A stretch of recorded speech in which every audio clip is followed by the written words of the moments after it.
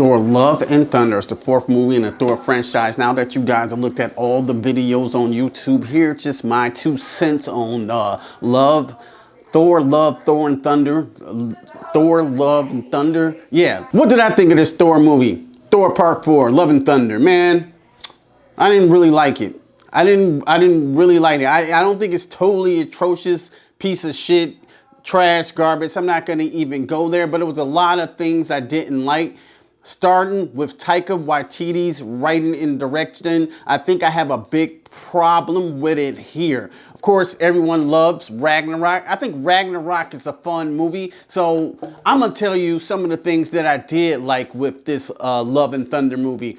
I think Natalie Portman and Chris Hemsworth's relationship works when the movie slows down just a little bit to give that connection. Their chemistry is good. Their line delivery is good. Natalie Portman is good here. They go with the, I'm spoiling it here, by the way, too. They go with the Thor cancer line. And I think that works because cancer is such a serious subject, and like, fuck cancer. I'm just gonna leave it there. You know, like when you're sick and you're trying everything and trying to survive, she tries to pick up the mighty hammer of Thor to heal her, but it doesn't really do anything. And another thing that I like, of course, is Christian Bale here as Gore the God Butcher, but he's also one of my problems of the film as well. I don't think they gave him enough character development to really push him over the edge to be the villain that he needs to be. Christian Bale is one of the best actors on the motherfucking planet. Let him gore gods. He's the God Butcher. Let him kill gods. Let's see it. Let's see his dominant presence. You know, you see Darth Vader in the original Star Wars choking people out, blowing up a planet to show you he's that motherfucker.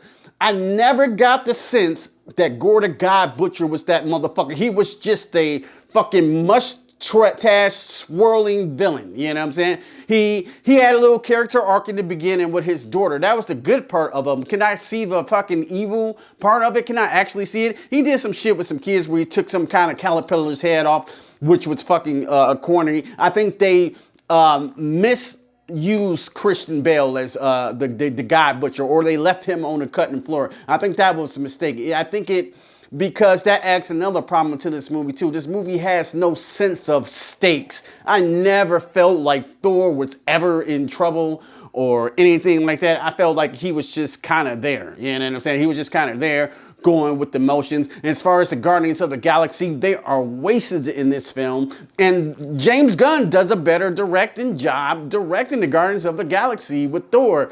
Or even the Russo brothers do. Like, this one just felt off. It just didn't feel right. And they didn't do really anything except to say, bye-bye, we out, we going to the planet, you guys are by yourself. Another part that completely didn't work. I know everybody say, oh yeah, it's too many jokes. It's too many jokes. Yeah. There are, but it's not even the fucking jokes, if they were funny. But this shit comes off as goofy. Straight up goofy. Goof troop. Like, some of the shit is just not funny. My main scene that just really got on my nerves when I was rolling my eyes when Russell Crowe came in as Zeus. Oh my God, hey baby, he had a weird accent. Hey baby cakes, you're not invited to the orgy. And speaking of cakes, it looks like he ate enough cakes and fucking stuffed mushrooms.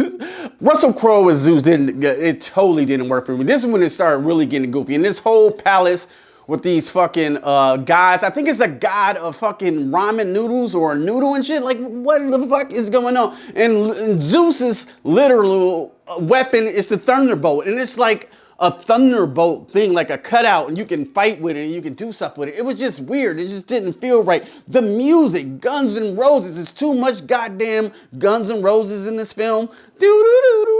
Yo, I was done with it. Now, in Ragnarok, that song that they had, doom doom, doom doom, that shit was so fucking heavy metal that I was, you know what I'm saying, I was into it. Everything that, it just worked. Guns N' Roses, I love Guns N' Roses. You know what I'm saying? I came up in the 80s. I love Guns N' Roses, but I just don't think it works for this movie. I think it's almost a sword to the movie. It doesn't work with the fucking tone of the film. And that's why I had a problem with this movie. This movie is tonally everywhere. I'm not saying that it's all laughs and jokes. Sometimes they try to take it serious and have some heart, but it just doesn't match. And another thing, Thor here at the third act has the power to give to the other little children his powers and shit. You know, now you have the power of Thor. I thought that didn't work. And then the Gore the God Butcher's kidnapping children, I guess to lure Thor out to get Stormbreaker so he can, break the thing, go into eternity and make a wish to kill all the gods.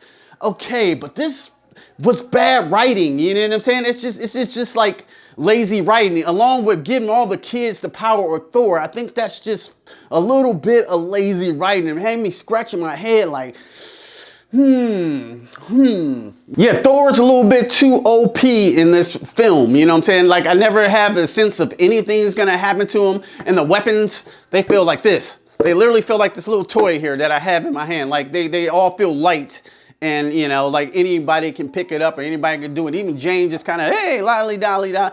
And the earlier ones, they seem more heavy, you know what I'm saying? And they seem like they have weight. I'm going to even go to this. The Boys season finale or whatever, the whole series of The Boys. Soldier Boys, if y'all seen The Boys, has this weapon like Captain America's shield. And every time you pick it up, it sounds like an old cast iron skillet, like...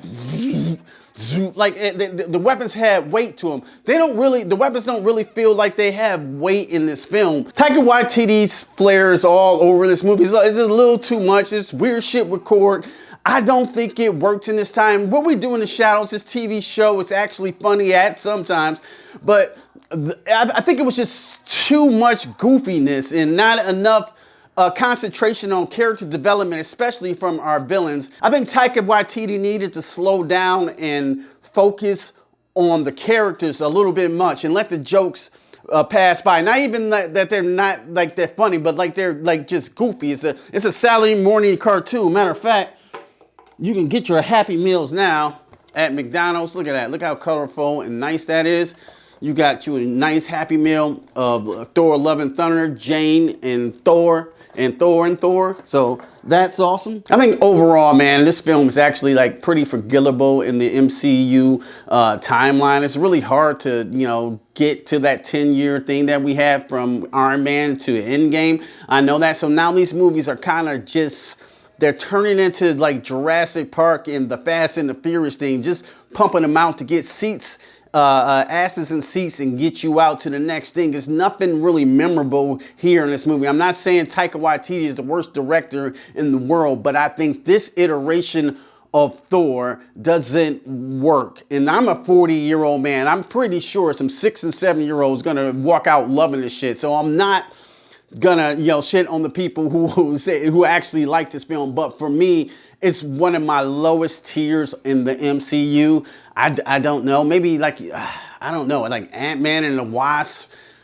Black Widow's better than this, I think. I will say Captain Marvel may be better than this film for me, though. But what you guys think of Thor, Love and Thunder? Let me know in the comments below. And if you really like this channel, consider subscribing to the Q Review family.